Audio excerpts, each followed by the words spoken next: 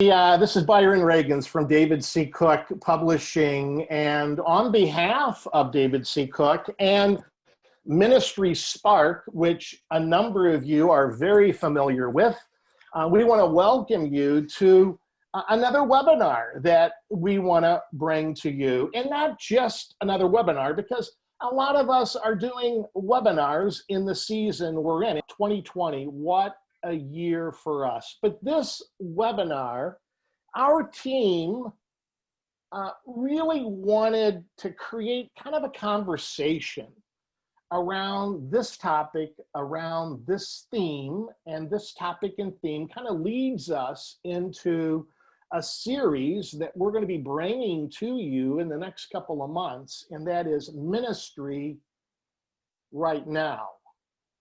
A number of us are thinking about the future, and probably most of us are thinking about tomorrow, today, or this weekend, right? So where we're going to focus today, and in more webinars to come, is really how are you expressing ministry now? Or for this webinar, this conversation, how are you reaching families now? So the big word is, how are you reaching families now? I am very glad to bring to you a panel of ministry giants, some who have been in ministry for a long time, some who are relatively new in ministry.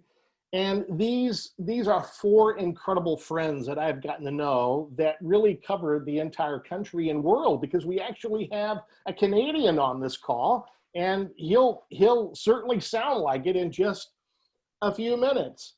But what I've asked them to do is to really look at this question: how are we reaching families now? It's a question that we ask probably prior to COVID. It's one that we've asked a number of times during COVID, but it's a question that we've got to be looking at now. And a number of you and our panel have really made a number of shifts since March, when everything really changed in our world. And I think when we begin to go through these questions that I'll be asking our panelists, you're really going to hear their mindset and how they've executed moving their children's and family ministry from where it was prior to March to where it is today. So I am going to start to my left, and that would be Cynthia. Cynthia, I would love for you to tell us very quickly who you are, where you're from, and what is most unique about your church and children's ministry. Cynthia? Well, I'm Cynthia Collins. I'm at Winfrey Memorial Baptist in Midlothian, Virginia, which is right outside of Richmond. And it's been a pleasure to be here at this church. Winfrey is unique in that what drew me here was its DNA of service and ministry in the community. And it began back in the 1800s when they rolled the little wooden structure down the highway several miles to be closer to the mines in 1881. And then in 1882, the mine exploded and they ministered to those mining families. So that's been the DNA of Winfrey. It has so many fingers out into the community with different service projects and different ministries and missions projects. We go on mission trips, all of this. It's just really a unique church in that it thinks about service to others first. Wow. Before thinking of itself.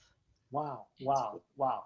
So a kind of historical church, and Winfrey Memorial Church is really being recognized as a church that serves others for yourselves. That's beautiful, great. And Cynthia, how long have you been in, this is a fair question, how many years have you been in children's and family ministry? We want to know. I've been in ministry to children for 33 years, and I just celebrated my 25th anniversary of being ordained into the ministry this past week. That is very good. Let's do a clap. Let's do like an air clap, everybody. That is fantastic. So Cynthia Collins, we welcome you to our panel today, and we're excited, so excited to hear from you. I already know that you're doing some incredible, unique stuff. Can't wait to bring that to our community. Alex Douglas. Yes, sir. I am happy to be your international flavor today, and I'll try and not let my Canadian drawl distract too much today. But yeah, no, I am the lead pastor of the Family Church of Heritage Green. We're up in near Toronto in Ontario in Canada. And what's certainly unique about our church is how closely the concept of family is to everything that we do. This church was replanted 6 years ago with that unapologetic family focus. And I remember that. Are crazy, you serious? I remember that. It's been 6 years. Oh my goodness. Yeah. And so the intent behind that was to sort of take the family ministry experiment that a lot of us had been trying in departments or at events, and ask, what could God do with that if we made that the orientation of a church? And so hopefully my perspective will be a unique one, not just from an international flavor, but from a perspective of what it can look like. Because what I have been excited to see is how many churches have really jumped at the opportunity to double down on family during this kind of era of COVID church. So hopefully I can bring some of that today. That's great, Alex. So good to see you. And I can't believe it's been 6 years. I remember when you made, the big word these days is pivot. You made that pivot 6 years ago. And with great passion, you were ready to begin a new work. And wow, how excited I am for you. And it's good to see you again, and good to hear your voice. Karen Baines. Hello. Hello. How are you? Very good. Tell us where you're from and I've been to Largo Community Church, but what is unique about you all? Sure. So I am in Mitchellville, Maryland, which is about 15 to 20 minutes right outside of Washington, D.C. One thing that is unique about Largo Community Church is that we are a very close-knit church. And it's odd as it relates to our size, our congregation size, that you really know all the families within the church. And I think that also goes back to the fact that this is our pastor is also our founding pastor. And the members here really have been lifelong members. Like myself, my mother actually started attending this church before I was born. And so then I came along and, I've stayed, I got married here. And it's odd that you will see a church this size where we are just very close and where you know everyone. That's great. That is good. That is good. How are your boys? You have twin boys, don't you? I have twin boys. That's they just poked their head in here a minute ago. But yes, I have twin boys. They are 8 years old, and they are also in virtual school as well. So yeah, it's exciting. Yes. And Karen, if I remember, you and I met about a year ago. You came from public education, correct? Correct. Yep. Mm-hmm.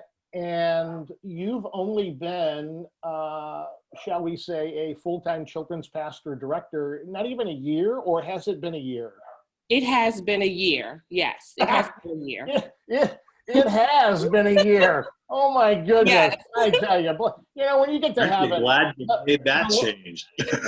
Right. When you get to heaven, you're going to get a big old crown, because, man, I tell you, what a horrible year to begin your ministry. But you have been beautiful. I know some of the work that you're doing. It's incredible. And I can't wait for our community to hear from you, my friend, Karen Baines. So glad to have you. Nancy DeYoung, probably of the panelists, one that I've known the very most. Nancy, who are you and what's unique about Pine Lake and all that kind of stuff? You go. So I'm Nancy DeYoung, and I'm at Pine Lake Covenant Church in Sammamish, Washington. We're an eastern suburb of Seattle. So what makes us unique, part of it is our location and just the nature of the area with high-tech giants here. They bring in people from around the world. And so we have a pretty diverse community that we're in. And we value, as a church, really value intergenerational worship.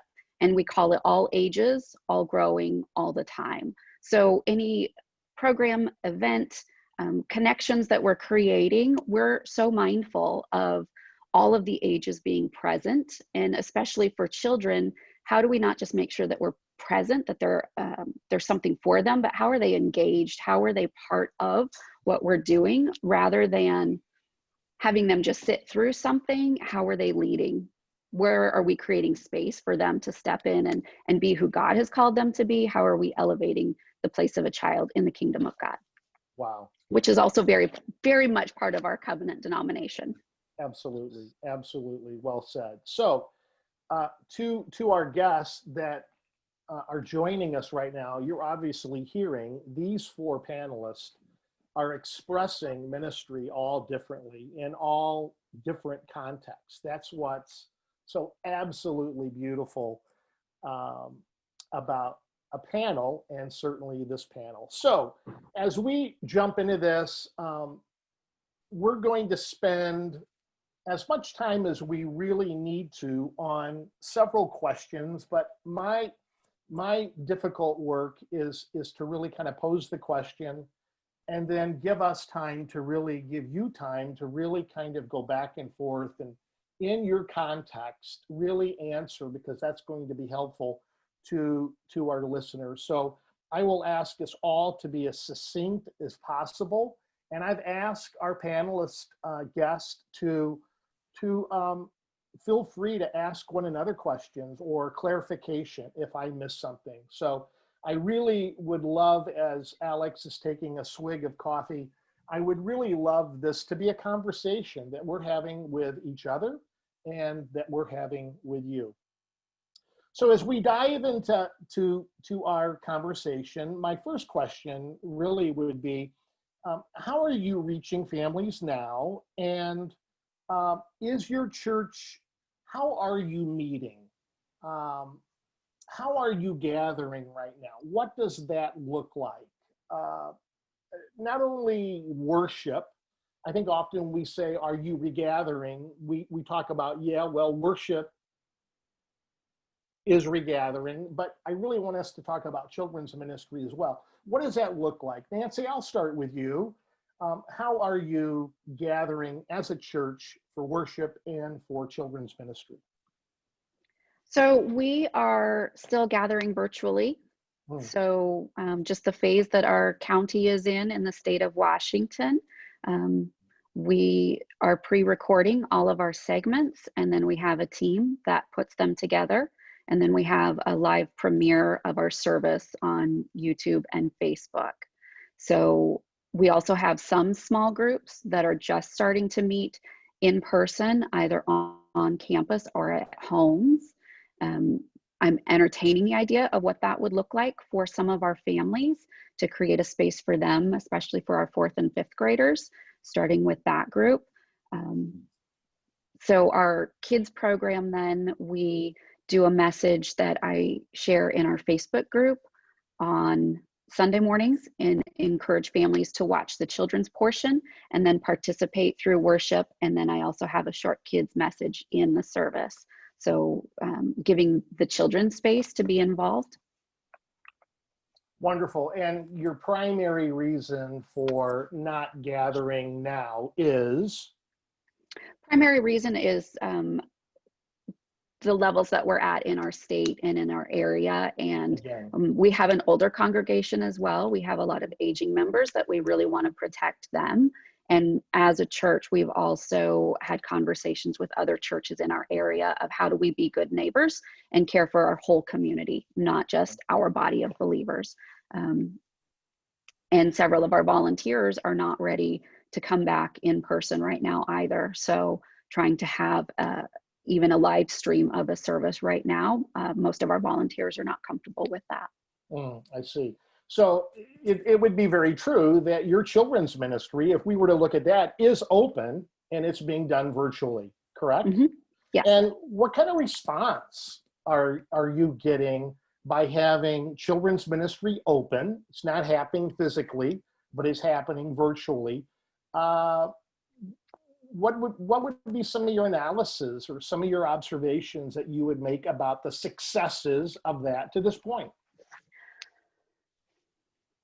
I ask myself that all the time, and I've tried to let go of the metric of success and instead focus on relationships and qualities of That's right. relationships rather than looking at those ABCs of attendance, building cash, any of that. How I are should we building relationships? And I should have And known that about you, so I apologize for asking a crazy question. I should have known that. no, But continue. yeah. So a lot of it is connecting with the families, and I feel like I have to use any medium that I can because families are still so overwhelmed. Schools are still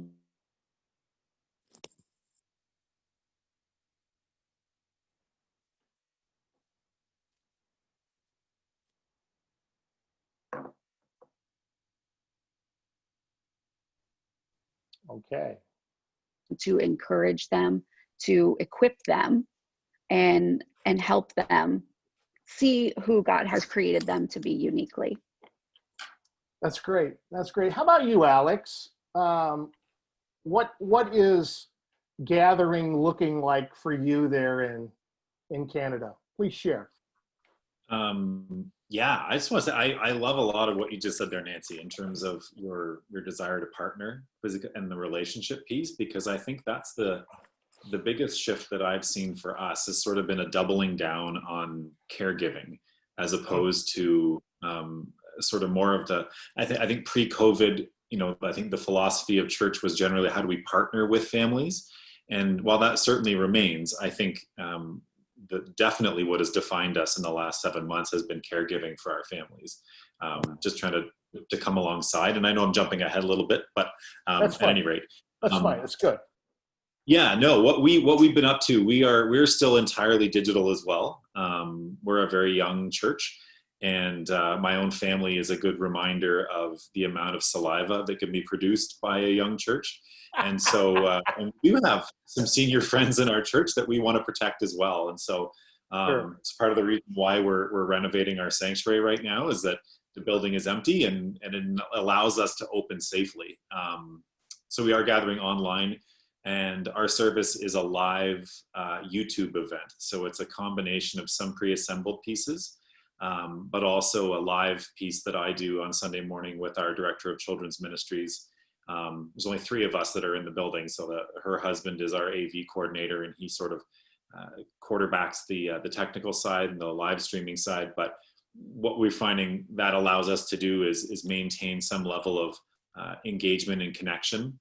That we'll ask questions live in the morning and then have people answer them in the comment section of YouTube, and then we'll interact with them that way. And it just helps it to feel a little less like we're separate by having that minimal. It's really only 2 people because Aaron and Andrew are married, and so it's really a 2-person bubble on Sunday mornings that allows us to do our ministry.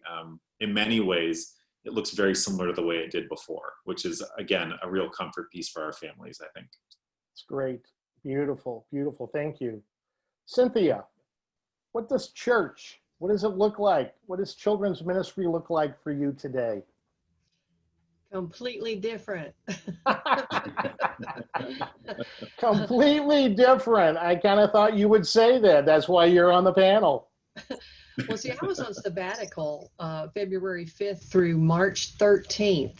And so the Sunday I came back was the Sunday we gathered, and we gathered very small. You shouldn't have come back. So I haven't seen my kiddos in a group setting since before February 5th.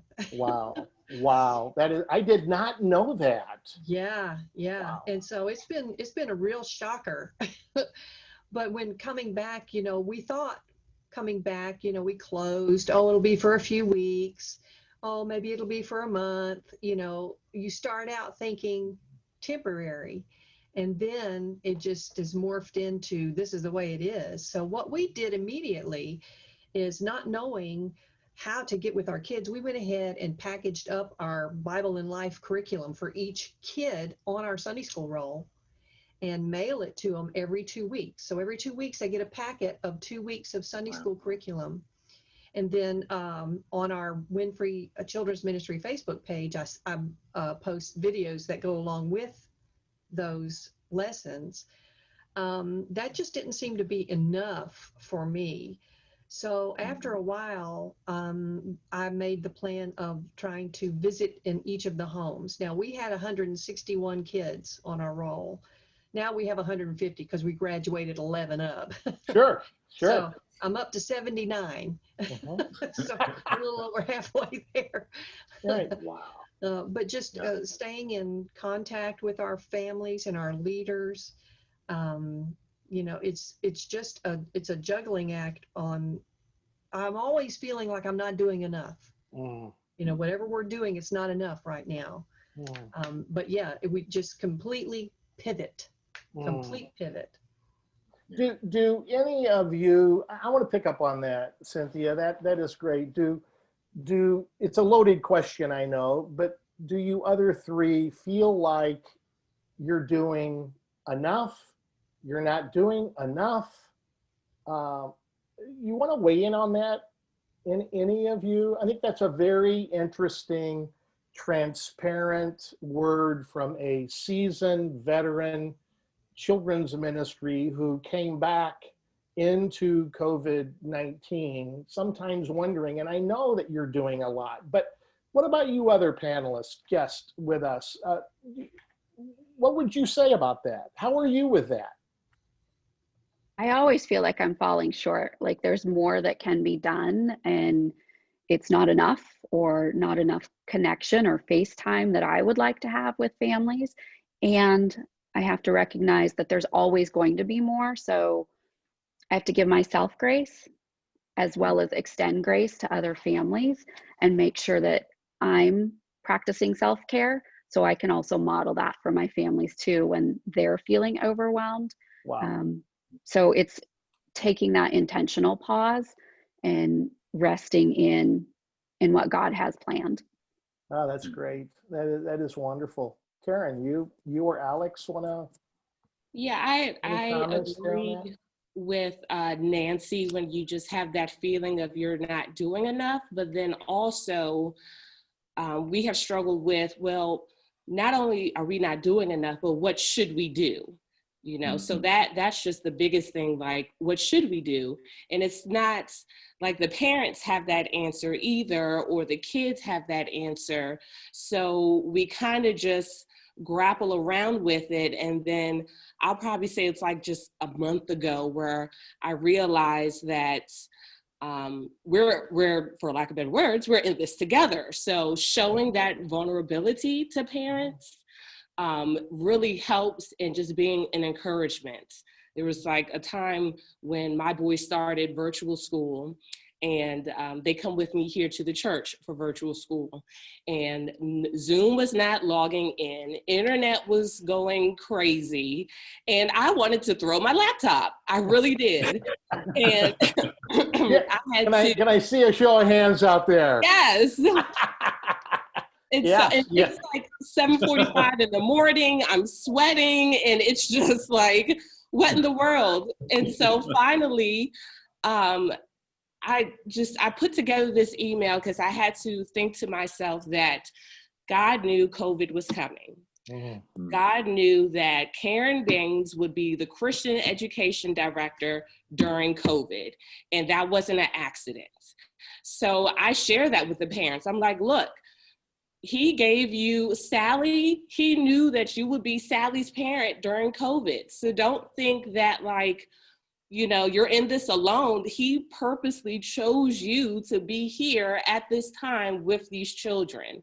So I think when we just show some vulnerability and just, you know, like, we're all struggling together, but we can do it. And just don't forget that you were chosen for this moment.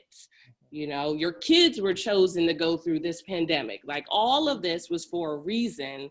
And if we get back to that, I think that helps us just get through this day, literally get through the day. Yeah, I think it really does. And I think, Karen, I'm impressed with that. Nancy, I appreciate what you said too. I really feel like as ministry leaders and as a publisher, we're playing the long game. I don't know when this is going to be over. I am not one to say, hey, ministry is never going to be like it was. I don't say that, nor do I really like to hear that from people, or even life is going to be radically different than what it was. I don't know that. And a part of that, as it relates to ministry, saddens me because there's so many things that we used to do that I want to go back and do, but I have to believe that God in his sovereignty knows what's going on, and he loves the bride, his church, more than we would ever, and he wants the best. He wants the best for it. Let me ask you guys this question. What were you doing in February or early March? What was your mindset? What were you thinking about? What were you preparing before this happened? I was in the Holy Land. And I was preparing all of these videos and all of these lessons. And then I went to Jordan and I had all of this curriculum that I was writing and getting it all together. And I haven't been able to share it yet. Right. Wow. You pounced on that. For whatever reason, I did not know that's where you were, Cynthia, before this happened. What about you, Alex? Where was your mind? Where was your ministry? You ladies are hitting all the same notes here. This is great. Our year for 2020 has been the year that our church has been looking forward to since we began the process of replanting, as it was going to be our final year of receiving grants from our parent denomination, the Presbyterian Church in Canada. And so this has been, we called it our moving out of our parents' basement year, the year that we sort of became, entirely self-sustaining and kind of putting some things in place.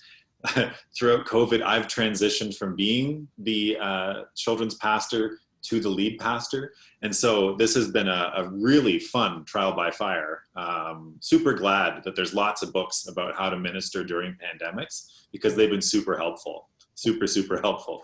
But, and so I think for us, we had a lot of things planned. We had some wonderful celebrations planned. We had some really cool, the week after we decided to close was supposed to be a service where we were going to baptize 12 kids. And so we sort of had this, I think what was shared about having these things in your folder that you haven't had a chance to share.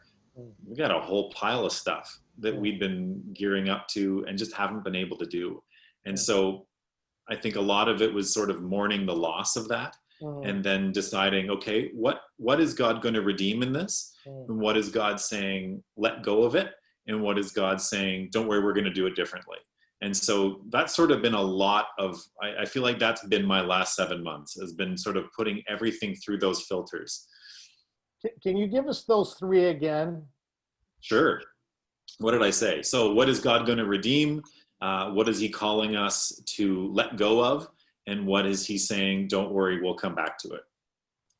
Yeah, panelists and our guest, I hope you're writing those things down. That is golden. That is beautiful. There is a thread that's happening here. And Nancy, I want you to continue to kind of stitch that thread. But what about you? What were you doing in February? One of my favorite things I had been doing and praying and working about was a community-based play group for moms in our community. I have just really been growing in my heart about reaching the families that are in our community that don't yet know Jesus or have been hurt by church and don't have connection now. And I saw that we had a large gym available. So I had spent over the summer, but it really picked up a year ago in September, it just opening up our space for an hour and a half every Monday morning. And we had been bringing in the coffee cart, and I regularly had 15 moms and multiple kids, but the count was probably 30 to 40 families that were regularly coming. And I was just at that point of really building up those relationships and really making connections that as we were approaching Easter and all the events and activities and programs, not that I was driving them towards a program, but utilizing that as a way to connect them, to bring them into the church, to surround them with more community and embrace them. And that has been one of the biggest losses for me, that I've been incredibly sad about, that not only can we not gather, but these families that were feeling isolated and starting to find connection, that they don't have that connection now. Mm. Nancy, we were in the exact same situation, where it was a group that had grown from this enormous little Facebook pocket that had decided, you know what, we're going to get together, and started using our building as that. And it was the exact same situation where we had different people coming in with coffee, bringing snacks just to come. We had some honorary church grandmas that came to hang out with the kids while the moms went for walks. And it was so sad to be able to have to make that call to say, I'm really sorry, ladies, but we can't do that anymore for the time being. So I'm right there with you. There is a thread. It's a very flashy color of red that's being woven here that I want to go to in a moment. If Karen, do you have anything that you want to add as far as what you were doing before this happened? Right before it ended, we just finished writing our own VBS, and we were going to have a superhero themed VBS. We had the graphics, the video together, and then we just put it aside. We were actually thinking, like Miss Cynthia, that this will just be for a couple of weeks, or this will be for a month. And I think it really hit home to us about the end of April, that this is, real, and we're going to have to really start thinking about what our plan B, C, D, and E will be. Wow. Well, so we hear from, I'm kind of looking at the screen, from Cynthia going to the Holy Land, which she was so glad to tell us that she was there, and has story and story and story that she would like to lay out with her children, to my friend in Maryland, Karen Baines, who was at that time preparing for VBS, and then Alex and Nancy in between. But what did we hear? And it's interesting. I think there's some fine questions here, but this is a question that's not on the sheet. Here's the Byron. That's right. That's right. You ministry leaders are expressing lament. Mm-hmm. You're expressing sadness. Mm-hmm. You're expressing loss. You're grieving. Not only are you grieving what you would like to, Cynthia, take from that Holy Land trip and use with your awesome children's ministry, but it sounds to me you're even not struggling, but there's a lamenting about your calling, that you're not able to express your calling as deeply and richly as you did prior to March. That's really what I'm hearing. Yeah, that's true. One of the things, and we talked about this in staff meeting this last week, one of the things that really took me by surprise was how much I received from ministering to children, large groups of children, in all the different programs, children's worship. We could do BAM, which we call Bible Arts and Missions, and it has choirs and missions and all of that. And seeing the spiritual growth of the children through the weeks, and then all of a sudden a light bulb will go off and you're just like, yeah, he's got it.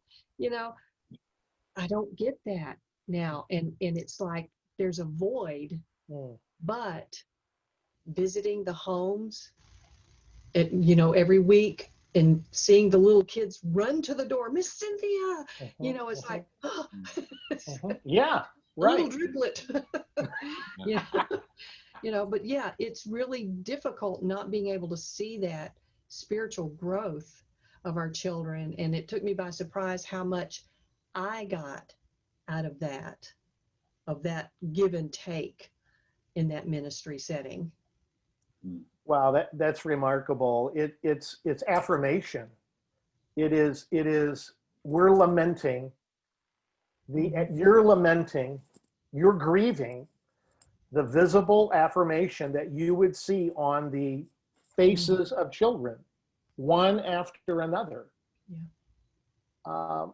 So I guess my question to us, because I know we have hit our stride in this conversation, and I know there are many, if not every ministry leader who's listening to this conversation is saying the same thing. I just have to believe that there is a grieving process, a lamenting going on, a sadness. So my question for us, because as ministry leaders, we have to be healthy. How are you staying healthy? How are you staying above the fray? What does that look like? I'm throwing it out there to any of you to jump on, please. I'll start. So I go home. Alex, that was great, Alex. That was great. You are going to want to write this one down. Yeah. I go home. I tell my boys to get out the car. I text my husband and tell them they're coming in, and I sit in the garage in my car. Really? Silent. I just say, because sometimes, I mean, the car is off. The car is off. And the garage is open because I get a little scared, Okay. So I just keep it open. Just Okay, all right. Because I get a Alex, little nervous about because, that. yeah. Really quickly. Yes. Really quickly. Oh boy. If it's a good day, the driveway. Because Alex was writing this down. Yes. So I just wanted to make sure that the car was off and the doors open. Yes, yes. I'm sorry. Car off. Point number one, car off. Right. Yeah. But really, it's just making sure that I have quiet time. And not only quiet time, but at the beginning of the quarantine, my best friend lives in my neighborhood, and I've known her since I was in like 3rd grade. And so we decided just to make a quarantine social group. So it's me, her, and her children, and my children. So at least the children were able to interact with each other. And then I was still able to connect with a girlfriend, and that was so needed. There were even times that I would just drive over to her house and say, come outside really quick. Let's just sit down, and just relax for a moment. But you kind of have to be creative with that. You can't go shopping, can't go get your nails done. There's lots of different things that you can't do. You can't go to a beach or, on a vacation, but just really having those mindful moments, and then realizing when you need to step back, like, okay, I need to take a break, before you're forced to take a break. That's a big thing. Just realizing within yourself, let me take a breather before I start this next project or whatever it is. Wonderful. Alex? I think I love that question, Byron, because I think as I reflect on COVID as a pastor, as a husband, as a father, I think the thing that we have been learning the most are the things that we didn't even realize we relied on before. The things that we didn't even realize we needed to get through the day. And I relate to the pause at the end of the day. So, I have twins as well, a boy and a girl who are 3. And so pre-COVID, it was part of my routine at the end of my day to go pick them up from daycare. And I loved that 15-minute drive from the church to the daycare, where I would turn the radio off and just have quiet. And I live a 1-minute walk from my church. And so I don't have that anymore. And when I'm coming home to a house full of 4 little ones bouncing off the wall, I need that 15-minute pause. And so we're discovering all these different things that we needed and didn't even realize we needed. And so I'll tell you, my family in the last little while, I don't know about the rest of you, when COVID dropped, bless my wife's heart, she went into lockdown mode, man. And our freezer, I'd never even knew they made that many different kinds of frozen lasagna, but we were set and we were good to go. And actually what we found as things kind of marched on was that our hearts were really craving the fresh food that God has given us. And Ontario, Canada is a wonderful place to live in the summer and fall. And so we've actually made it a point as a family every week to seek out fresh produce as a way of, and like apple season in Ontario, I'm sorry, you need to come and visit because it's fantastic here. And I have just been loving and trying to be really intentional. It sounds super corny about like just enjoying the fruits of God's creation and really allowing that good fresh stuff to fill us up, because so much of what we're getting is not fresh right now. And so just kind of leaning into those good things that God has given us and allowing them to fill us up. That's great. That's great. I'm sure Nancy would probably argue with you about apples, because Washington State is pretty good with their apple crop as well. Nancy, do you want to weigh in on that? On apples or self-care? Self-care. Self-care, which by the way, we are going to be bringing a soul care webinar by Kit Ray. Many of us know Kit, Rock Harbor Church, Costa Mesa, California. That's going to be coming out in November. It is going to be lights out. It is imperative. I thought for some time we really needed to have a webinar that is really dealing with our punctured souls, and he is going to deliver there. But Nancy, I know you probably, like us, have struggled with some of this grief and loss ministry-wise. And how do you survive? How are you surviving? Yeah, it has been a challenge. All the things I used to do, we can't go do that. You know, a pedicure, a massage, those things we couldn't do anymore. So time is kind of my big piece. Yeah, he's got painted toes over there now. Time is my big piece of setting aside time. I make sure that my Friday mornings are still my Sabbath time, that I don't schedule anything during that time. I spend time with God. I, listen to music and read. And that's been huge in my rhythms of creating rest. I also looked at what can I do around here? How can we create some structure? So I also have twins that are stepchildren. I know. I was like, what? They're a little older. What is going on? I didn't know this. I tell you, this is a very unique. Cynthia, are you gonna? Well, we'll let you weigh in a minute, Cynthia. Mine are bonus children, so I have 3 kids of my own that are young adults, and then 4 stepdaughters. And right now, I have 3 young adults in my house, my oldest stepdaughter and 2 of my kids that are all doing college online. And my husband works from home and I'm working from home. So there's a lot of us here, and we just really had to create schedules, and that has brought peace. So it's not me, being the nagging mom on everybody or yelling at everybody, quiet, I have to do a video now. So we made schedules early on that, here's what day you clean your room and do your own laundry. So everybody has their own laundry day. We made schedules of who cooks dinner on what night. And I go grocery shopping Friday afternoon or Saturday. So they have to get their lists to me and meal plans. And that has brought some rest for me. So I don't have to figure that out. The nights that I know I'm going to be super busy and have lots of meetings, somebody else makes dinner that night, and I know and trust that dinner's going to be ready for everybody. And that has actually been really helpful, and to know that we're all working together on keeping the house picked up, because when chaos and clutter builds up, it drives me crazy and I can't function. And so that has been like a piece of self-care for me, that we're all doing this together. Beyond that, I looked at what do I really like to do. So I like gardening. So over the summer, we built some garden boxes. Even a rabbit had some babies in one of the boxes. So it was like a full course meal in the garden box. Not really. Stay with us, listeners. Stay with us. Okay.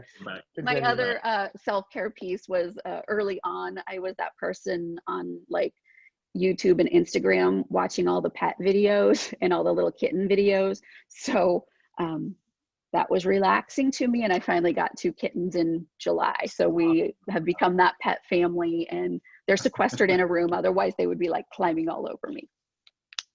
Wow. They bring me a little bit of joy, and Yeah. even the kids in the house, somebody to comfort and some fun and joy. So Yeah, it's just really good to hear. I mean, because I know you 4, but it's really good to hear what you are expressing to me and to each other and to our listeners, that we're all, hey, we're all struggling. And there's a piece of isolationism, I think that might be a word, or being isolated, that even though you're expressing ministry, even though you're reaching families, you're not reaching them like you did. You're not reaching them, or you're not doing children's ministry like you want to. Hey, even for me, as you know, I travel. I've not been on a plane since January.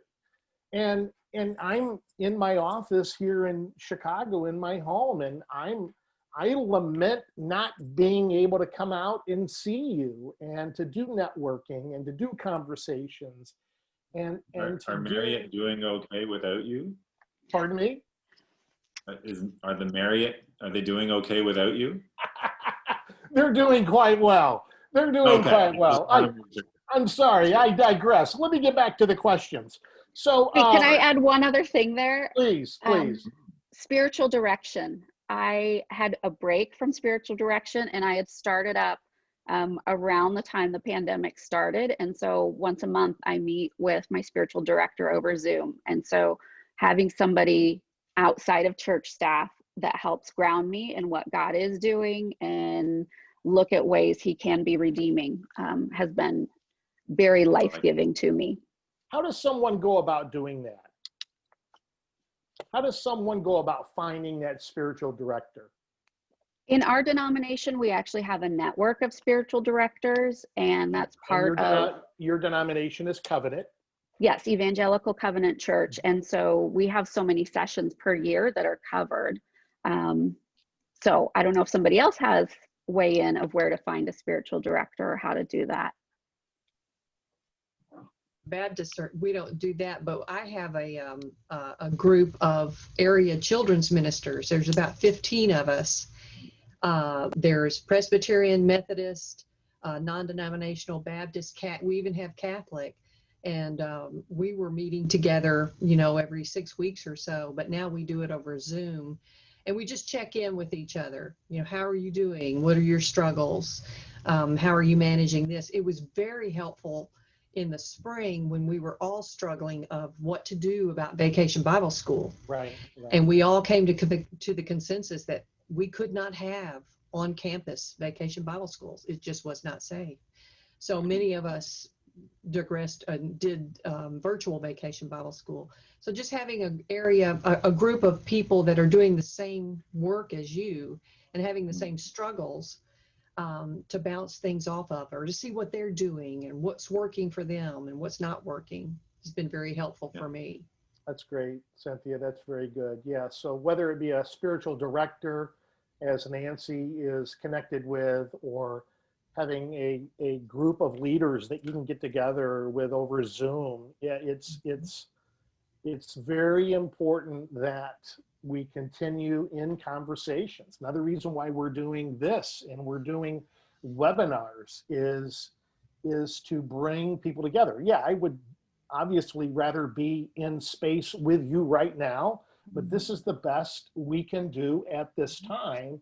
And I think this conversation is being very helpful to a number of people. I know I was joking about it before, Alex, but please. can I ask you, Byron? So I imagine in January when things kind of slowed right down, you probably initially had a sigh of like, oh, I can put the suitcase in the closet and whatnot. But what have you done to kind of replace that piece of you? Because I know that's a huge part of who you are, and a huge part of who you are to the rest of us as well, is that you're the guy that checks in, and you're the guy that gives a little bolst and the little shot in the arm to say, keep on going, you're doing great. And so how have you been through this?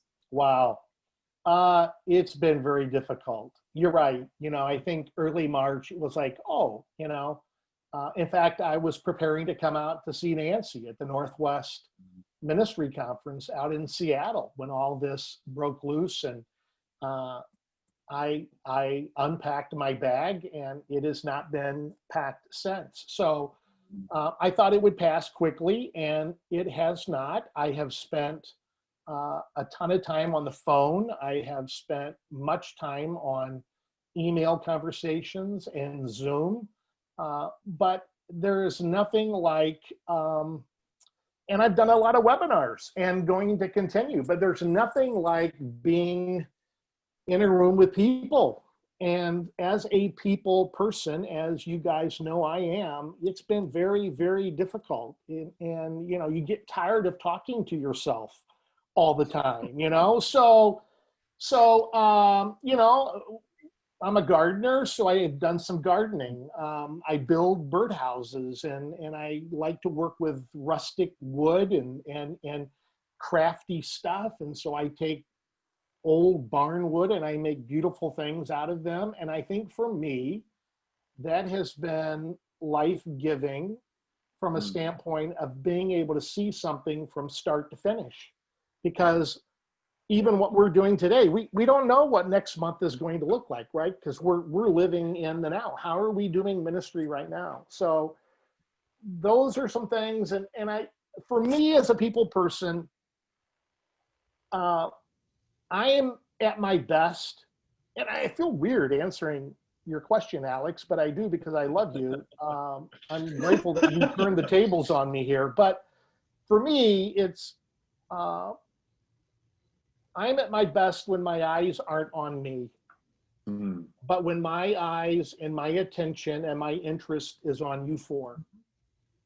And you can do that by phone, mail, email, but we have done it by being within 6 feet.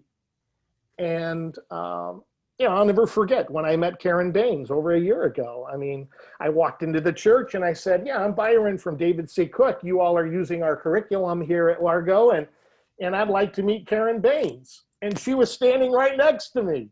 It was wonderful. I'll never forget that, Karen. And we've had that kind of relationship, So a part of me, is lamenting that. And we'll God's church was meant for us to be together physically. It was meant for us to do children's ministry physically, for Cynthia to be able to see spiritual formation taking place on a child's life and to see a child respond. I mean, that's affirmation. That illuminates your calling and inspires you. And so, yeah, I'm right there with you, and I appreciate that question, Alex. And it's challenging me as your guest, as your host, to really remember my calling, and that is I need to be pouring into you all more and more, and less focused on my weariness, but my concern about your weariness. So with that, let me ask you this question. So when all this happened, it all took place in March. I mean, we all began, including us at David C. Cook, we began to scramble and put stuff together and digital files and ways in which you could express your curriculum on the weekend. We were trying to arm you all. And in return, you would take or you would create, and you were just inundating, it seemed like, as we were inundating you, you were inundating your people, your parents. Where has that gotten us now? What is the receptivity of your families as far as whether it be you, Cynthia, receiving the physical curriculum in mail, which I think is so old school, but so cool.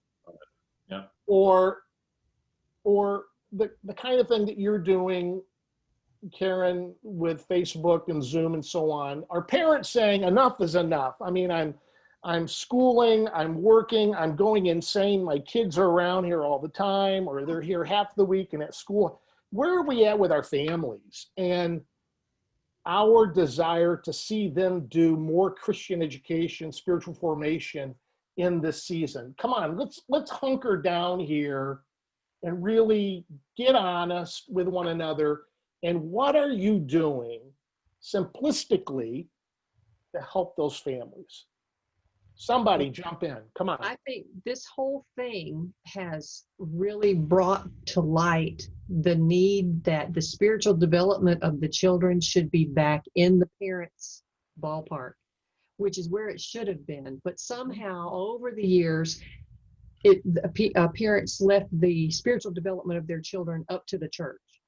And so this is something that's really kind of surfaced that I think should carry forward. So I've kind of redefined my purpose as enabling parents to be the instructors and the educators in the spiritual development of their children, rather than depending on other people to do that. So I think that's something that's good that has come out of it. That's great. And I don't know about you guys, but I am so tired of seeing myself on video. You know, we do, each of our staff, we do video devotionals every day, and we have different days. So we do that. We video virtual worship services, video, little blurbs that go out to the church. It's just, that took a long time to get used to. But we're learning and we're doing all the things that we need to do, the lighting and all of this kind of stuff. So that's a new kind of exciting thing that has come out of this, is learning how to do videos and virtual stuff. But yeah, the spiritual development of the children is back into the parents' ballpark now. So let's go there for a minute, and I want to park it here for a good while. So obviously, that was Deuteronomy 6, Cynthia. I know you well enough that was something that you were striving prior to the COVID outbreak. But I think what you would say is they were real parents were primarily relying on you to do the work. So I guess my question to you is, what are you doing? And are you seeing parents being more receptive to being the spiritual leader, formation person, kind of a rhythm with their children post? I'm hoping that they are. Okay. In each of the packets that we send, I send articles from Child Mind Institute, or helpful things from the CDC, Ministry Spark, the Family Prayer Walk, things like that. Each packet has something that parents can do with their families, or maybe some sort of support help for the families, because this has caused anybody that has the least little bit of anxiety and stress, this has shot it through the roof. It's just shot it through the roof. And so helping parents to work through that step by step, giving them resources, has been, I think, helpful. Now, not all of the parents are using them, I'm sure. And not all of the parents are doing things on Sunday mornings. I'm finding that some are doing them on Saturday afternoon. Some are doing them throughout the week. It's not that Sunday morning at 11 o'clock kind of thing. Now, it's more of a woven into the fabric of the family kind of thing. Yeah, kind of integrated in a family's life or rhythm through the week. Yeah. And so you're probably asking questions, right? Or analyzing or reviewing, evaluating if some of these articles are being read or how the curriculum is being used. Do you have anything that you'd want to share with us there, as far as are you getting some satisfactory comments from parents that what you're giving them, they appreciate it? Most of the families, the 79 families that I have been doing porch visits, that's what I call them, porch visits, most of those have commented that they are really appreciative of everything that we're sending. That is really cool. And again, that porch visit, give that to us again. What does that look like? Well, our numbers are pretty high here in Virginia too. And so I go, I mask up, I take a little something with me. I visit on the porch with the family. I never go inside. Now sometimes the porch visits are 30 minutes, sometimes they're 3. It's all according to where that family is in their comfort zone as far as people outside of their bubble. But we call them porch visits. I love that. I love that. That is, between that and sending the curriculum home by mail, I think it's brilliant. I have a Old grandson. school. We did that 30 years ago. I know. I have a 5-year-old grandson. Whenever he gets physical mail, he's like, oh my gosh, the mailman brought me something. I can't believe it. It's so old school, but it works. How about you, Alex? I mean, where are your families? Are they like, I'm done with this. I can't do any more learning as much as it's important. I don't have the bandwidth. Where are we at with your people? Yeah, you're 100% right. And I'm really grateful for the place that my wife and I are at in terms of our life stage of having a 9, 6, and twin 3-year-olds, is that we're right there with them. And so, Yes. when the school year was grinding on, oh my word. Yeah. I might have actually thrown a laptop back in the spring, as we were just like, I can't take this anymore. If I get told to load one more program and then it doesn't work, I am going to need a new wall after the new laptop. And so we were just feeling really stretched. And I think, again, I'm really grateful for the network of families that we have. We're a community church. I mean, as much as we have people tuning into our service now from all across Canada and even some overseas, we're a local church. Our mission is 360. That's our address. And so we try to be a church that is about the people that all go to the same school together around the corner that live in this area. And so we really try to lean into that and walk through those phases of life together. But I think for us, the big thing has been, less is more. So we scaled back a lot of what we were doing, but also trying to do more with the less. I don't know if that's too corny for you, but less is more with the less. And so really trying to lean into those things and do precisely what was just chatted about, is sort of doubling down on family. Instead of, I think when it's easy, when something like this happens, to go, okay, now we got to jump in as church and take on what we can take on. And there are places for that. Absolutely. When you're talking about quick wins that'll eventually build momentum, yeah, absolutely. Take it on as a church staff and knock it out of the park, and then, build on to the next thing. But with regards to the overall ministry, and this was, again, the piece that we kind of were awakened to as being a tremendous blessing, is that what this had given us was the perfect opportunity to grow even deeper in our commitment to families being primary, parents being primary, is that they couldn't even come to us on Sunday anymore. And so we leaned really heavily into the message of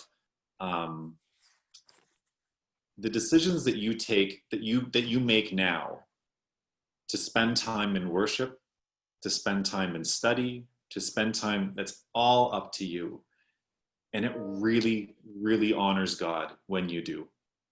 And again, as part of the learning process for all of us, there is now zero social payoff to coming to church on Sunday, right? There isn't one. You're not impressing anybody by getting into your car and your kids, all dressed up and trotting down the driveway, walking down the sidewalk.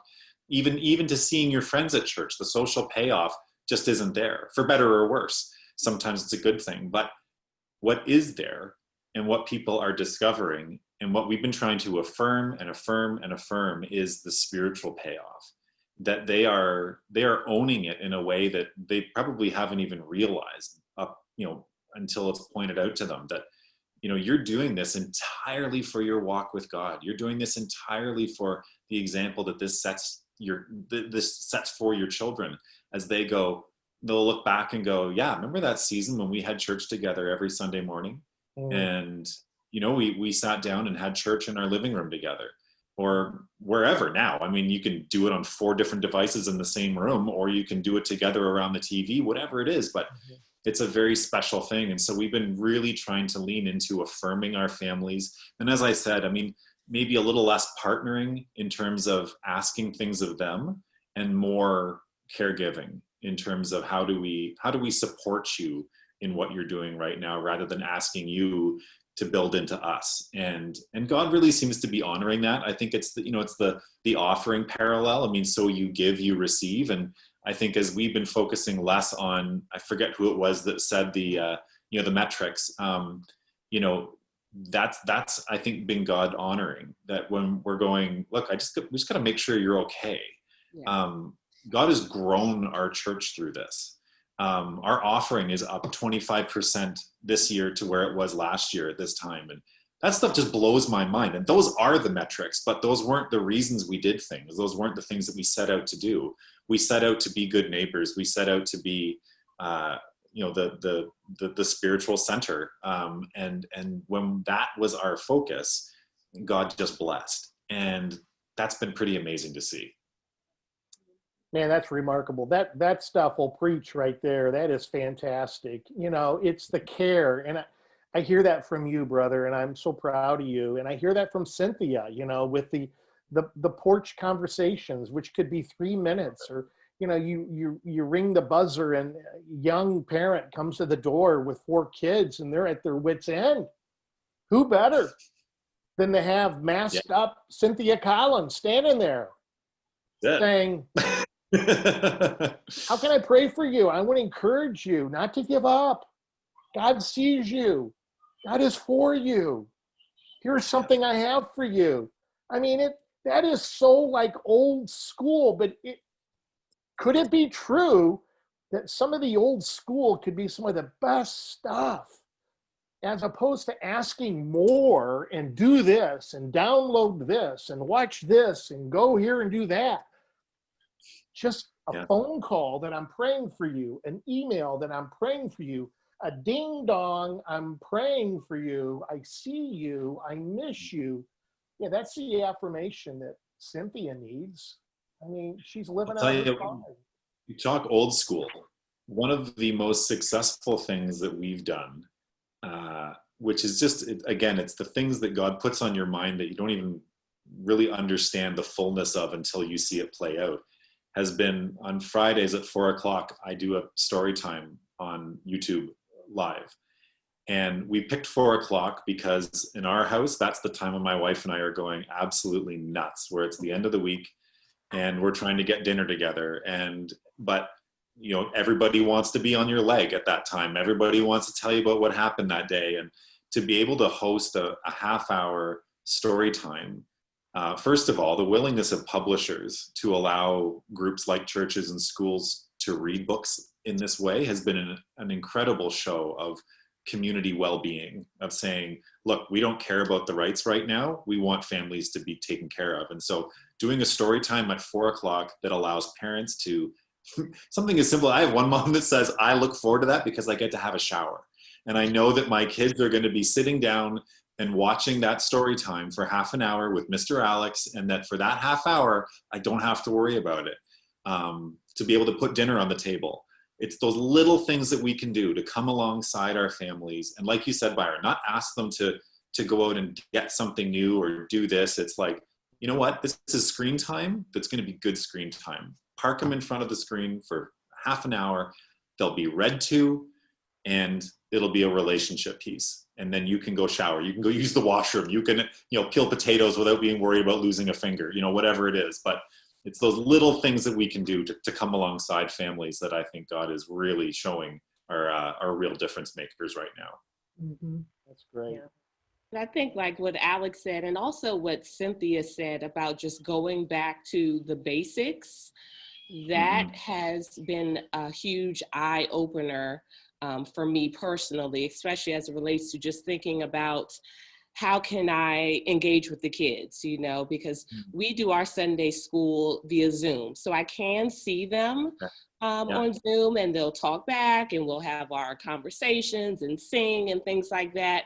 But I still felt that we needed more. So I'll probably say like July, we did a drive-through carnival.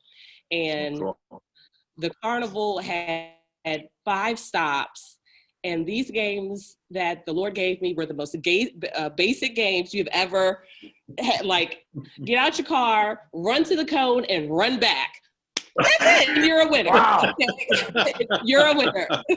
You know, and Alex loves that game. He can do it. I do. yeah, My favorite game. parents loved it. We had, all right, get out your car at this station and jump rope for 2 minutes. They jump rope, you're a winner. You get to keep the jump rope. You know, it's just like that type of stuff. And Yeah, they because- loved it. Well, Karen, you gave them the jump rope because of COVID-19. You Yes. can't take it back. You have to Exactly. give it- But they don't need to know that. You're a winner. You get to keep Oh, it. sure. Okay, we're I'm all sorry. winners here. We're all I'm sorry. winners. And Yeah. then the last stop, they got, you know, their curriculum.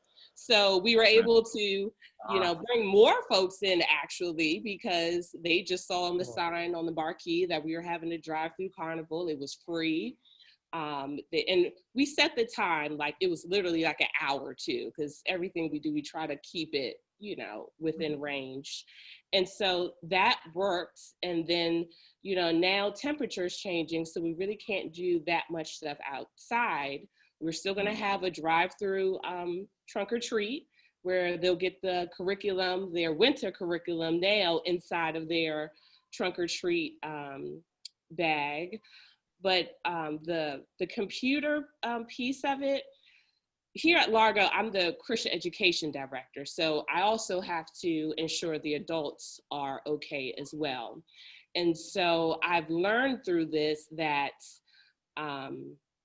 it's not about me. That's really what the Lord has told me. Karen, it's not about you. You know, you are here to do this job for me. And I was struggling with, Lord, I don't know what this is. I don't know what this job looks like right now. And he has just shown me so many different things as it relates to training the senior citizens on Zoom, that they are now able to call in, dial in, they can share screen. You know, we are having our prayer service via Zoom. Now the kids are participating in the prayer service. The prayer service used to have about 10 people. Now we're up to like 60, and the kid is leading the prayer. You know, so things are just transforming, but I also have to be able to trust God to know that this is part of his transformation. So if I have to think of something different, or I really just have to keep on thinking outside the box. Mm-hmm. And Ms. Cynthia, you also mentioned something like you wanted to know how they were engaging with the materials that you mailed with them. And this, it's worked for our elementary kids, whereas I'll tell them on our Zoom Sunday school class, like, all right, guys, today or your challenge this week is to say 5 kind things, or to write a letter to your mom, or whatever it is. And then I'll ask them to provide me proof. I said, if you provide me a picture, a video with your parents' permission, I'll put it in our Sunday school PowerPoint for the next week. So at the beginning, it's a looping little video of whatever the kids sent me. And they love that, you know? So now I get to see that you are engaging, you are doing the challenges. I call everything's a challenge. You are doing the challenges now, and now I can see that you're doing it, and I see your parent is involved as well. So that does help me to continue the work, because I am seeing that it's being practiced at home. So if you think of just like ways like how they can come to you virtually, I think that will help with seeing how well it's paying off and stuff. Yeah. Wow. That is extraordinary. And I've seen some of the work that you're doing, Karen, with Zoom and so on. It is captivating, guys. I'm telling you right now, Karen, when you have those kids in those Zoom rooms or your room and you're teaching, it is as if you are in the room with them. It's incredible to watch how those kids are following you by way of technology. Nancy, I want you to weigh in here, but here's a thought that I've got right now. How many times have we used the word old school? You know why we use it? Because it's what we know, Cynthia. Yep. It's what we know. And I know you have to go soon, that's fine. Yeah. It's what we know.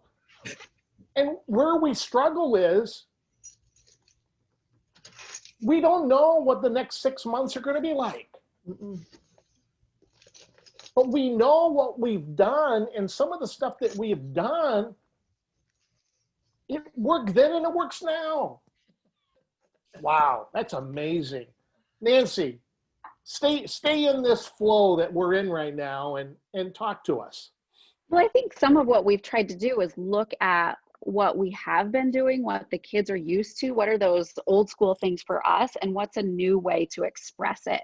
So how are we shifting and changing, but it's still a value and practice that we have together. We really looked at that at the beginning of what were we doing in person that we can translate a different way. One of those things we took from True Story, the rock wall and the remember verse. And pre-COVID, that was part of our main worship service, that kids would come up on the stage and put a rock in the rock wall for bringing their Bible, for being there, if they know the remember verse, but they physically did that in front of the rest of the congregation as we talked about building our life on who Jesus has called us to be and marking these moments. And then the kids would lead us in a remember verse. So the whole congregation was working on the remember verse. So we asked the question, what does that look like at home? How do we still incorporate that into our services? So I encourage families to go find their own container for a rock wall, or if you want to call it a memento container and mementos. And then we added God sightings. Where is God at work in your life? Just look around and be aware during the day. So it was trying to give families a spiritual practice rather than just imparting knowledge. It was giving them that experience. So this is actually my rock wall right back here. So even other activities I do with kids, I try to put things in the screen that are familiar to them, but that's part of our Sunday in our main service that I add in rocks and invite the kids to come closer to the screen and put in their rocks and call them out. And then we would share the remember verse together. And then again, looking at how do we make this more visible or include more people. This fall, we shifted it up again and realized we need to see more faces of our people. That's what we're missing. People are getting tired of seeing my face, even though it's helpful. So I share part of the Big God story with families, just a snippet in our main service, and then do the rock wall. And then we have kids record the remember verse. So they're added into the main service and get to share the remember verse and lead the congregation in that. So I think that piece, and then the ways initially I was rewriting curriculum and sending home activities for parents to lead, but it just was feeling like one more thing. So I have started doing a video for kids, but I've included different pieces to keep it interactive for them. So they have to go get their supplies and get your prayer ring and making prayer active, which seems so simple and silly, but they follow along now. So if they're even rabbit trailing off, you know, hand over here, hand here, clap them together, wiggle in, let's pray. So they're getting active and involved in it. And families then are doing that together because we have young kids now like, this is how we pray, Mom and Dad, come on. So the whole family is starting to pray together in that way. And we've done some of the drive-through. I have to go. I'm sorry. Nice. Bye. Thank you. Thank you, Bye. Cynthia. It was wonderful. Bye-bye. Beautiful. I'll talk to you more. Go ahead, Nance. So we lost, or we've done some of the drive-through activities as well. This fall, we usually do a back-to-school blessing and give the kids something for their backpack or pray over them.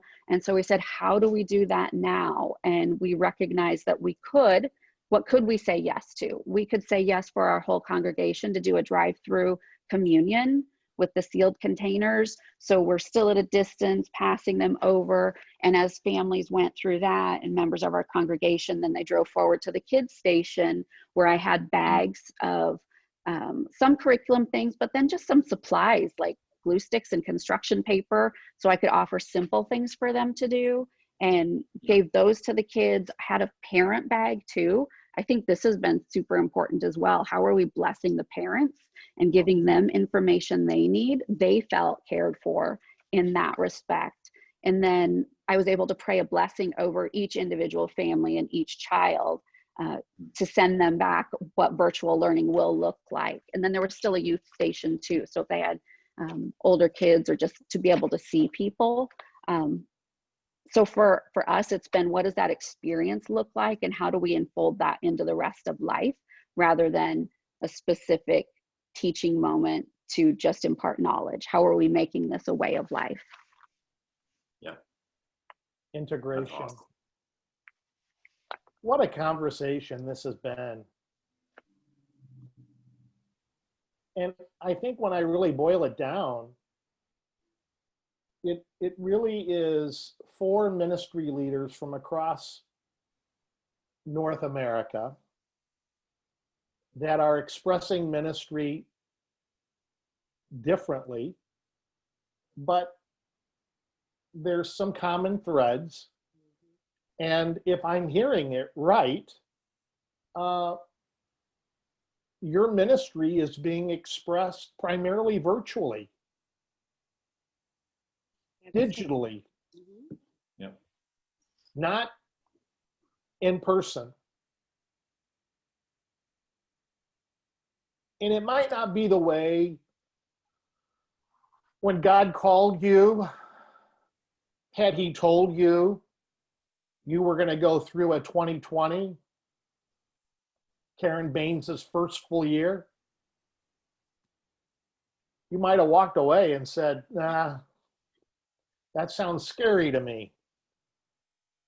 And to our guest, some of you are relating, this has been a really difficult year. It's not over. It's funny.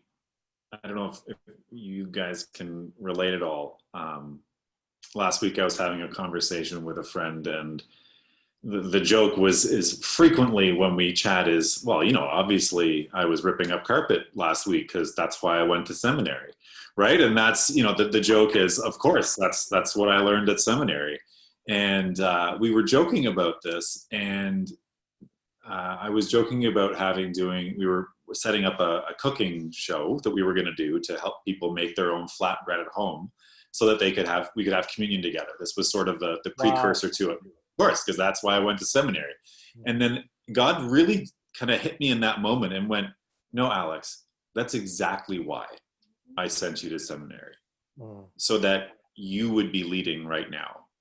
And it was never part of my plan for you to be an ordinary leader, for you to be someone who would just go through the routine and just prep sermon, visit, have tea, copy, paste, repeat, right? Like that was never in God's plan. Not in God's plan for the world to get COVID, and yet something that God is redeeming tremendously. And so to look at each of our lives and go, this is exactly why God called us to be ministers at this time, because of the heart that he gave us to receive him and receive what he's putting out there. And it's just so encouraging to hear some of the different ideas that you guys are doing, and how God is using you. And because it is exactly why he called us into ministry. And so blessings to you guys. You're doing a fantastic job. Wow. Well, that was very pastoral to our panelist, Alex. That was very pastoral to me. And I would open the floor for Nancy or Karen. If you would like just to say a word to our guest as a way of encouraging them, as we shared pregame, my desire was for us to live Hebrews 12:12 in this conversation, and that is to provide someone who needs a new grip. Do you have a word for our listeners that would just encourage them? Nancy or Karen? I would say just very similar to what I said at the beginning. Just Yeah. remember that you are here for a reason. You are leading this ministry for a reason. And the same thing for parents. I tell them the same thing, that you are here. You were chosen to be Avery's mom during COVID-19. So remember that, because whoever God calls, he equips. So fall back on that and you'll be okay, you know? And then as it relates to just like practical tips, think about you personally. Think about things that you have struggled with during this time and how you have overcome it, you know? I mentioned that I sent an email to my parents and I told them I was at my frustration level and I was getting ready to give up and I'm just sick and tired of virtual school. And then probably like a month later, the Lord just really put on my heart to say, Karen, you should have a Zoom on parent tips on distance learning. Like as a parent, how can you help your child while you're still working at home? So it's just like those practical things that when you think about it, think about how you handled it, just like how we're doing this webinar. This is what we're doing, and I'm just sharing information. You know, that's really what we're here to do. Just here to support and to love all of our kids and our families. Well said, my friend. Nancy? Love that so much. And I would say just keep reaching out to families, whatever medium it takes, even if you're not hearing back. Help them know that you are present, that you are available, and you will meet them when, you know, those other storms come, that you're going to be there and be there for them. And for each of us, I was teaching a lesson recently about when Peter stepped out of the boat and started walking towards Jesus. You know, at first he wasn't sure, is that a ghost? And he said, call me out, Jesus. And as he kept his eyes fixed on Jesus, he was fine. And it was when he turned to see the waves and the water, the stuff going around us, comparing our ministries to other ministries, expectations that either we're putting on ourselves or our leaders, or trying to measure up and feel like we're accomplishing the to-do list. When we get so fixated on those things, our focus is off of Jesus, who is the author and perfecter of our faith. So I just want to encourage people to keep seeking Jesus, keep spending time with him intentionally, making that time, put it on your calendar if you have to, set that time aside so that you're focusing on him, trusting him, and following him furthest when all these storms are still raging on around us. Wow, that's beautiful. As we wrap up, I do want to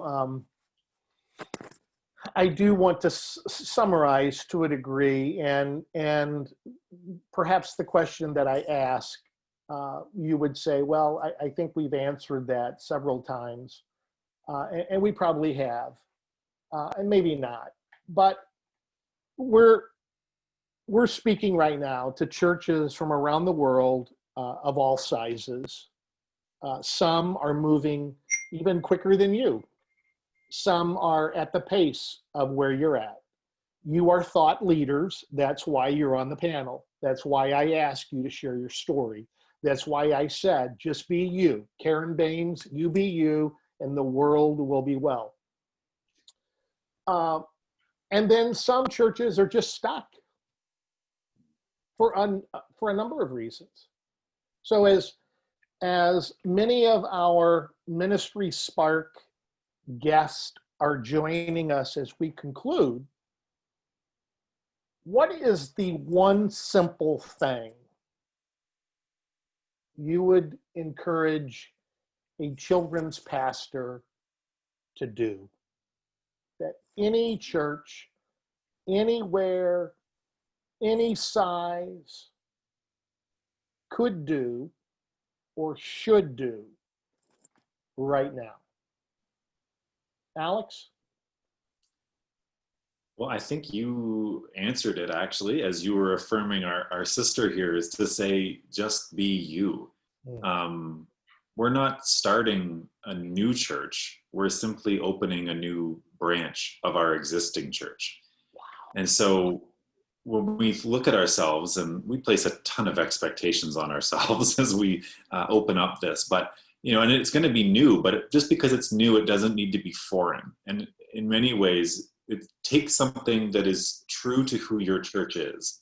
And I'm entirely regurgitating something I shared in a webinar yesterday. So this is it's a little rehearsed, but it takes something that's important to your church, something that's a part of who you are. It doesn't have to be unique as like, only you do this. But, if you're a church that loves to care for people, find something quick and simple that you can do that looks exactly like your church, but virtual.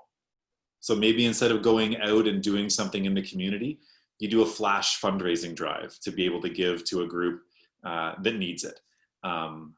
Music wise, if you're a church that leans really heavily into music and making your own music is really important to you, there's some amazing apps out there that allow you to make your own music and kind of like mosaic things like what we're talking right now, and combine it so that you can make music together and share it during worship. Whatever it is, that something about your church that's important to your church that you wouldn't have let go of when you were meeting in person, don't let go of it now. Find a way to make it work now. It doesn't have to be enormous and epic. Again, we talked about setting reasonable expectations. Pace yourself. This is the marathon. We're not sprinting here.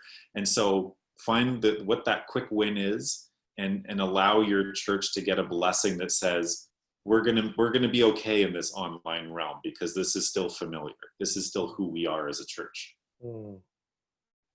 That's wonderful, because again, I really do believe once we begin to more even swiftly regathering, we're still going to have a group of our people that want to physically gather, but yet people who are still not ready, but virtually is the way to go after it. Yeah, well said, Alex. Nancy, what's the one simple thing? I would say keep praying for your people. Keep praying and asking the Spirit to open your eyes and for you to hear his voice. I keep coming back to that over and over again, whether it's prayer on a Facebook Live like we do sometimes, or just me inviting my volunteers to pray for specific families or other staff people. But I think it's the Holy Spirit who's going to inspire us and bring other ideas and thoughts and help connect those things together so we can reach the people. God has already planned it out. So how do we see him at work where he is? How do we listen for his voice and follow him? Once again, it's beautiful. And Karen, I'm coming to you next as we close. But what has been so frustrating for me, and I think frustrating for each of you, and frustrating to those who will listen to this webinar, is children's and family ministry leaders, they can do stuff. And they know stuff. They're educated, they're well studied, they read, they go to conferences, they grow. We're in a season where we just don't know. We're in unknown territory. But what we know is prayer works. What we know is prayer works. It has, it does, and it will live on well after COVID-19 in us and Amen. us, I should say. Karen, the one simple thing. The one simple thing that I would say is I guess it's really just to combine what Alex and Nancy said and just put it into a practical way. So while Alex was speaking and Nancy was saying, I was even thinking to myself, what can I do that I still want to occur that would have occurred if we were in person? So I still want Bring a Friend to Church Sunday to occur, and I still want Memory Verse Sunday to occur. So Memory Verse Sunday, that's easy. upload your recording of your memory verse and send it to me. Got that. How can I get bring a friend to church Sunday? And how can I recognize kids for doing that? And I go back to when we had our virtual vacation Bible school, and I mailed them a certificate for attending. The amount of parents that called to say they were so excited. I said, all I did was just on Microsoft Word, thank you for attending, here's your certificate. Like, it was just so, even my kids, they're like, look, Mom. I'm like, you saw me make it on the computer, but all right, great. And so like, those are so small things. I'm like, okay, if they love it and if they can really just get so excited about that, I know that I can figure out how I can acknowledge, bring a friend to church Sunday, and we have it via Zoom. So invite them. You don't even have to ask your parent permission, actually. Just, you're inviting them to church, you know? So those small things, just really think of how you can do it. And Pinterest is a great place for ideas. It is. Ideas. Like, I'm always on there, you know? So just think of just practical ways and do it. What if instead of bring your friend to church, it was, what if it's bring your bubble to church? Your bubble? Because there are already people who are obviously important to them, right? And so it's like, look, these are the people that you're supposed to be spending time with. Bring them to church with you on Sunday. Have them over. Have breakfast together. Bubble that sucker up. Yeah. I tell you, you know. Actually, bring your parent. Yes. You know, you can, you know, the Canadians always get in the last word. I want to, I want to thank my guest, not only my guest, but my family, my friends. You have reminded me of how beautiful you are and how beautiful the calling on your life is. And these are difficult times, and you give me hope that in spite of the toughness, and it's not what we want,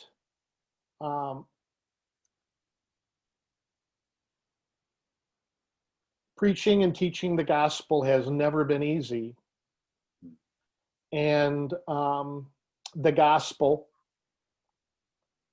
still has this incredible way of helping dead people become alive. And there are many people that are a part of your churches that are struggling mightily. And I remind myself when I am weary and worn out that God has called us to get above the mess and to beseech God to put us on higher ground so that we can speak as leaders to those people that make up your churches that need you to speak life into them. Mm-hmm. And you have done that beautifully today, as I knew you would. Our guest, thank you for being with us from around the world. I close with two things. One, and even to our panelists, who I thank again. Some of you perhaps again could be looking for a way to re-enter into ministry. We have created something beautiful at David C. Cook called the Reentry Roadmap. So if you're in a place that you're looking for, how do I get from here to there? I would love for you to go to David C. Cook. You can download that. It's a free document. It's a wonderful GPS. So please have at that. Lastly, I would say we have created a wonderful family plug and play discipleship curriculum called Right Here, Right Now. Right Here, Right Now. Johnny Rogers, which many of us know, is the creative producer behind this, but the intent is to provide a short devotion that in the rhythm of life, parents can, with this video message, with their children, really get into the Word and ask some deep questions that will help parents win and be be a leader in their family, but more importantly, help Jesus and God the Father win by having parents really discipling their kids. So you're going to be hearing more about that. My guest and my panelists, you're going to be hearing more about that as the days roll on here at David C. Cook, but we're really excited about bringing this to you very soon. So once again, thank you very much. God's best to everyone listening and to the guest, our panelists. Until I see you again, know that I love you and I pray for you, and keep doing the work that God's called you to do. Go in peace. Thanks again. Bye-bye now.